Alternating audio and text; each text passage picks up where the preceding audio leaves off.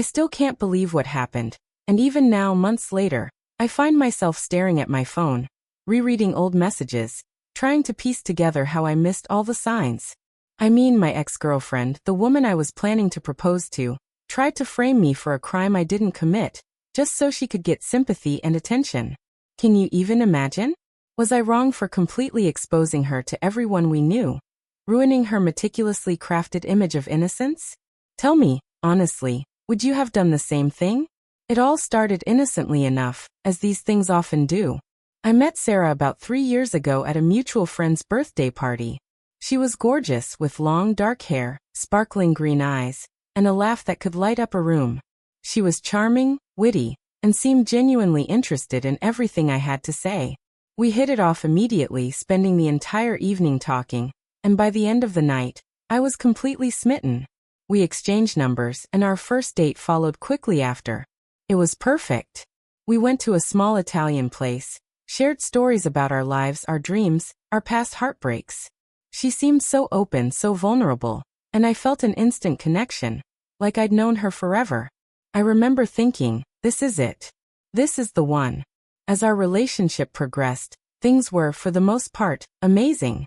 We moved in together after a year, finding a cozy little apartment that we decorated together, making it our own sanctuary. She was incredibly supportive of my career, always cheering me on, and I did the same for her. We had our routines, lazy Sunday mornings with coffee and crosswords, Friday night movie marathons, and adventurous weekend trips.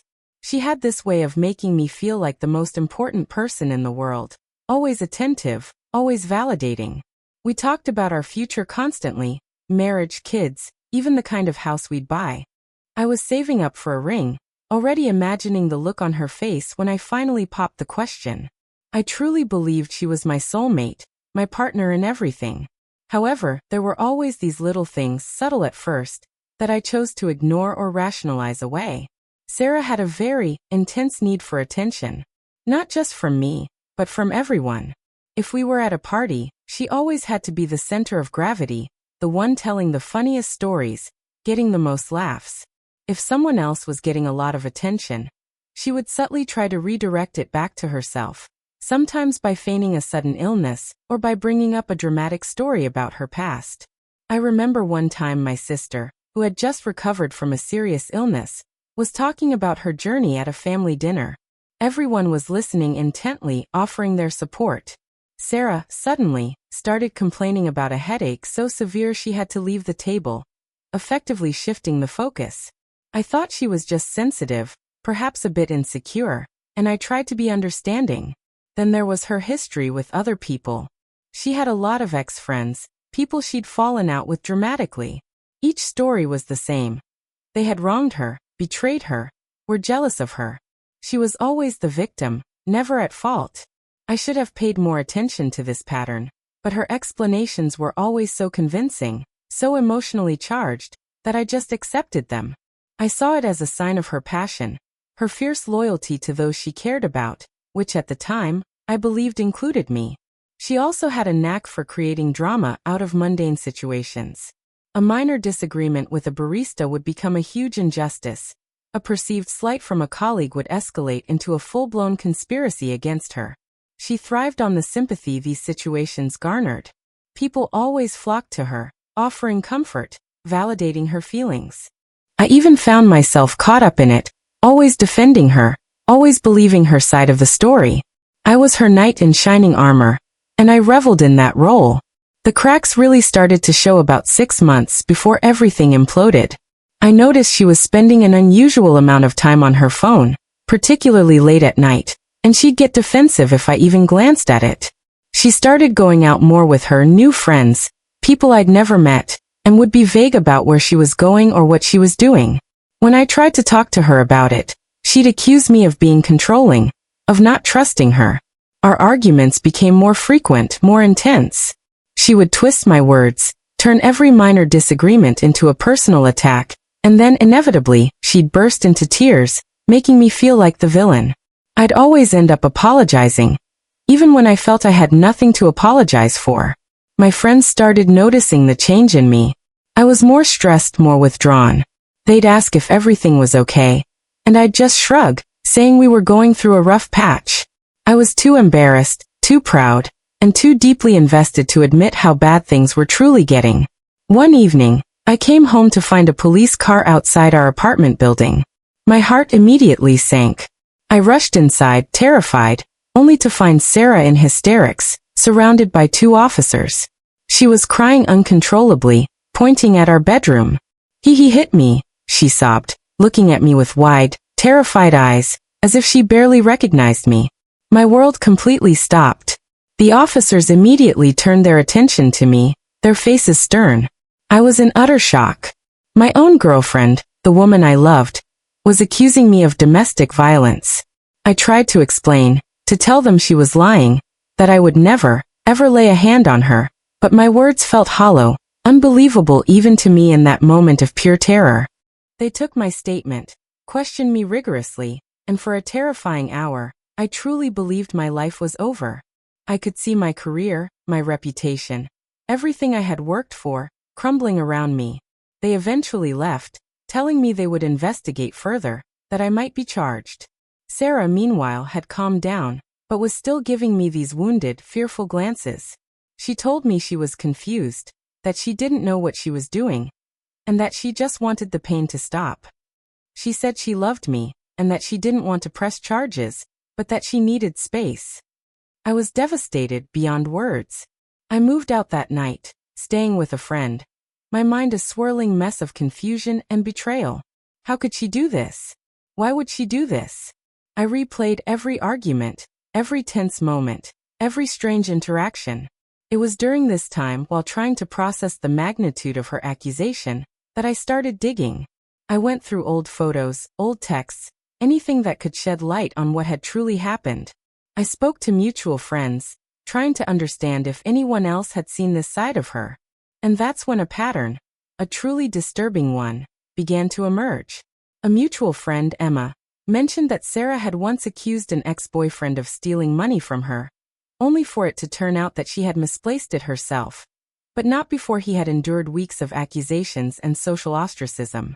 Another friend, Mark, recalled a time when Sarah claimed she had been violently mugged, receiving an outpouring of sympathy, only for inconsistencies in her story to emerge later, suggesting it was entirely fabricated. People had just brushed these incidents off as Sarah being a bit dramatic, or prone to exaggeration. But now, seeing it all together, it clicked. It wasn't drama, it was manipulation. It was a calculated pursuit of attention, and she was willing to destroy lives to get it. I began to realize that Sarah's entire personality was a series of masks. Every time we went to a restaurant, every time we visited my parents, she was playing a character designed to elicit a specific response. With my mother, she was the sweet, dutiful daughter-in-law-to-be who loved gardening and baking. With my friends, she was the cool girlfriend who didn't mind late-night gaming sessions. But behind closed doors, when the audience was gone, she was cold, calculating, and incredibly observant of my weaknesses. She knew exactly which buttons to push to make me feel guilty. She knew that I valued my integrity above all else, which is exactly why she chose to attack it. The more I investigated, the more I realized that she had been laying the groundwork for this for months. She had been making subtle comments to our neighbors about how tense things were at home. She had told her co-workers that I had a short fuse. She was building a file on me, a fictional history of abuse that she could trigger whenever she felt her control over me slipping.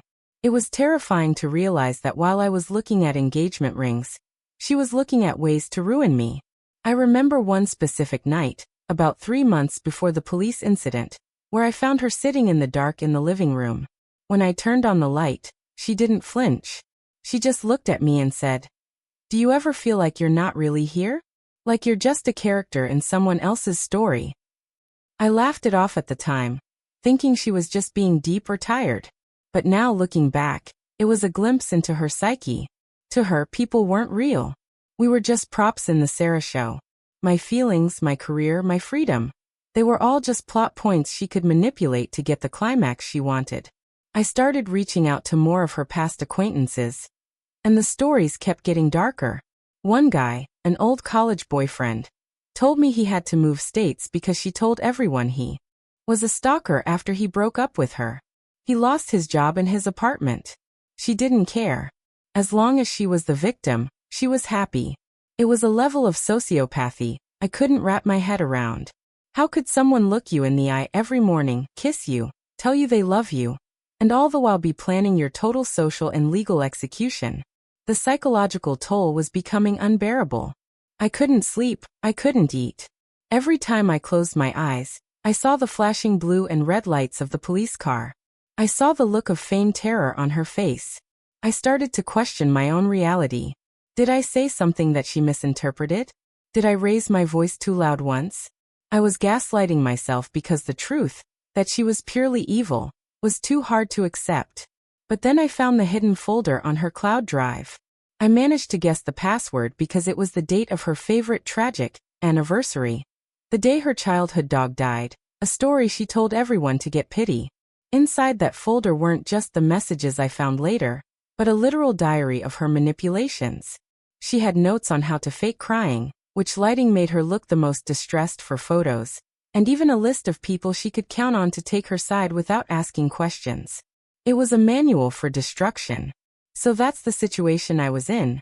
My entire life hanging by a thread, accused of a heinous crime by the woman I loved. I had to make a choice. Before I tell you what happened next, I want you to pause right now and comment below what you would have done in my shoes. Would you have let it go, hoping it would blow over? Or would you have fought back, exposed her? Even if it meant more drama? What would be your first move? Because let me tell you, what I did next changed everything. And it wasn't easy. I had to decide if I wanted to be the bigger person, or if I wanted justice. And in that moment, sitting in a dark room with a laptop full of her secrets, I chose justice. I knew I couldn't let this stand. My reputation, my future, everything was at stake. I needed proof, undeniable proof, that she was lying. And then a memory surfaced. Sarah, in one of our many arguments, had accidentally left her tablet unlocked, and I had briefly seen a messaging app open on the screen. It wasn't one she normally used for communicating with me or our shared friends. I remembered the name of the app, and a flicker of desperation made me try to access it. It was risky, unethical even, but I was facing potential prison time. And I was desperate. I remembered her usual password pattern, and after a few tries I got in. My blood ran cold as I scrolled through the messages. There were conversations with a new man, someone she had been seeing behind my back, detailing her plans to leave me and move in with him. But that wasn't the worst of it.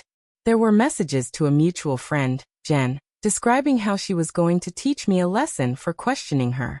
And then the explicit plan, written in her own words. I'm going to tell the police he hit me. He'll get what's coming to him. Everyone will feel so bad for me then.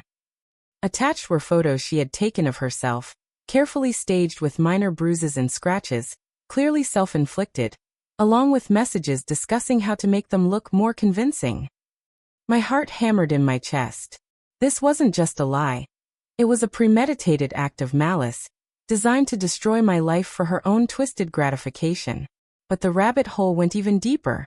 As I kept scrolling, I found messages where she was mocking me. She called me easy to play and pathetic for believing her lies. She had even recorded some of our private conversations, moments where I was crying or vulnerable, and sent them to this other guy for a laugh. The betrayal felt like a physical weight on my chest, crushing the air out of my lungs. I saw messages where she was coordinating with Jen to corroborate her story. Jen was in on it too. They were planning to testify that they had seen me lose my temper multiple times.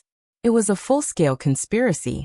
I realized then that if I hadn't found this, I would have been finished. No one would have believed me. A victim with a witness and photos? I would have been a pariah. I spent the next 6 hours downloading every single file, every voice note, and every image. I didn't just want to clear my name. I wanted to make sure she could never do this to anyone else. The next morning, I didn't go to work. I went straight to a high-end lawyer. I showed him everything. Even he, a man who had seen the worst of humanity, was visibly shaken by the coldness of her messages. He told me that this wasn't just about my defense anymore. This was about criminal charges against her. We spent the day organizing the evidence into a chronological timeline that showed the exact moment she decided to frame me. We had the metadata from the photos showing she took them days before the incident. We had the messages where she bragged about getting the makeup just right to look like a bruise. It was a slam dunk. But I wasn't done. I knew that even if the police dropped the charges, she would still try to win in the court of public opinion. She would play the scared woman whose abuser got away with it card. I had to prevent that. I waited until the police officially called her in for a second interview. I knew she'd go in confident, thinking she was about to finalize my arrest. While she was at the station, I sent a mass email. I didn't send it to everyone, just the key people in our lives. Her parents, my parents, our mutual friends, and her boss. I didn't include a long, angry letter. I just sent a link to a shared drive titled The Truth. Inside were the folders, the affair, the plan, and the evidence. I let her own words do the talking. I let the photos of her applying makeup to her bruises speak for themselves. I felt a cold sense of satisfaction as I hit send. It wasn't about revenge, it was about the truth. I wanted to strip away every single mask she had ever worn until there was nothing left but the person who wrote those messages. The fallout was instantaneous. Within an hour, my phone was blowing up. Her mother called me, sobbing, saying she couldn't believe her daughter was capable of such things. Our friends were horrified. Jen, her accomplice, deleted all her social media accounts and went into hiding, knowing her involvement was now public. But the most satisfying part was the police station. My lawyer told me that when they showed Sarah the printed copies of her own messages, she didn't even try to deny it. She just sat there, stone-faced, and asked for a lawyer. The mask didn't just slip, it shattered. She realized that the easy-to-play guy had finally stopped playing her game. The legal battle that followed was grueling, but I had the upper hand the entire time. She tried to claim she was under duress, or that she was having a mental breakdown. But the calculated nature of the messages made those excuses impossible to believe. You don't plan a mental breakdown 3 weeks in advance with a specific lighting setup. She eventually took a plea deal to avoid the maximum sentence for filing a false report. She ended up with a significant fine, hundreds of hours of community service, and a permanent criminal record that would follow her for the rest of her life. But the social consequences were even harsher. In our digital age, once that kind of information is out, it never goes away. If anyone Googles her name now, the first thing they see isn't her sweet LinkedIn profile. It's the news articles about her framing her boyfriend. I remember the last time I saw her. It was at a final hearing to settle some property disputes from our apartment. She looked different. The sparkle in her eyes was gone, replaced by a hollow, flickering anger. She walked up to me in the hallway and whispered, "I hope you're happy. You ruined my life." I just looked at her, really looked at her, and I realized I didn't feel angry anymore. I felt nothing. I told her, "No, Sarah. You ruined your life. I just stopped helping you hide it." She turned and walked away, and for the first time in years, I felt like I could breathe. The weight that had been on my chest since the night the police arrived finally lifted. I walked out of that courthouse and into the sunlight, knowing that my life was finally mine again. The months that followed were a process of rediscovery. I had to learn who I was without her.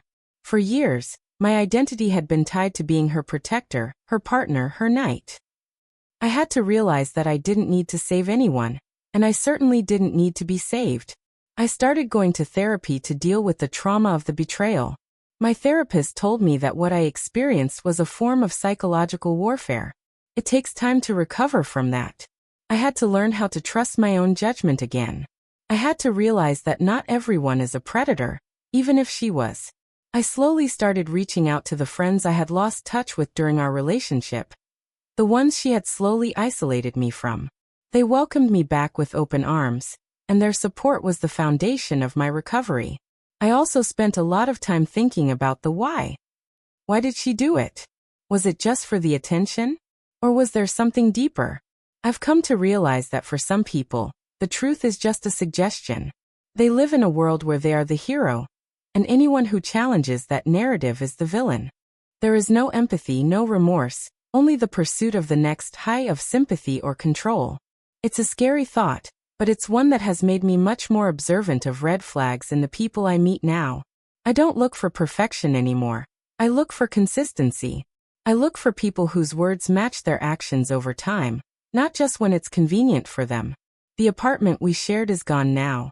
I moved into a new place, a small studio that feels more like home than that 3-bedroom ever did. It's filled with things that I like, my books, my music, my hobbies. There's no drama, no walking on eggshells, no wondering which version of my girlfriend I'm going to get when I walk through the door. It's quiet, and in that quiet, I found peace. I still have bad days, days where I wonder if I could have done something differently, but then I remember those screenshots. I remember the makeup. And I know I did the right thing. I didn't just save myself. I stood up for the truth in a world that often lets people like her get away with it.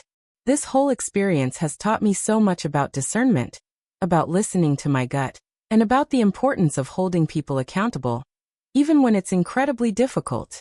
It's a harsh truth that sometimes the people closest to us can be the ones who hurt us the most. But it's also true that we have the power to define our own stories. I am not the victim of Sarah's lies. I am the survivor who exposed them. I am the man who took his life back when it was being stolen from him. That is a much better story to tell. So that's my story. It's been a long, painful journey, and I'm still walking it every day. I wanted to share this because I know there are others out there who might be in similar situations, feeling confused, gaslit, and afraid. I want you to know that the truth is your greatest weapon. Don't be afraid to use it. If you are on my side, dealing with this kind of betrayal, please like this video, subscribe for more stories like this, and share your final thoughts on this whole mess in the comments section. I want to hear your stories too. Have you ever dealt with a master manipulator? How did you get out? I'll be reading every single one of your comments. I'll see you all in the next story.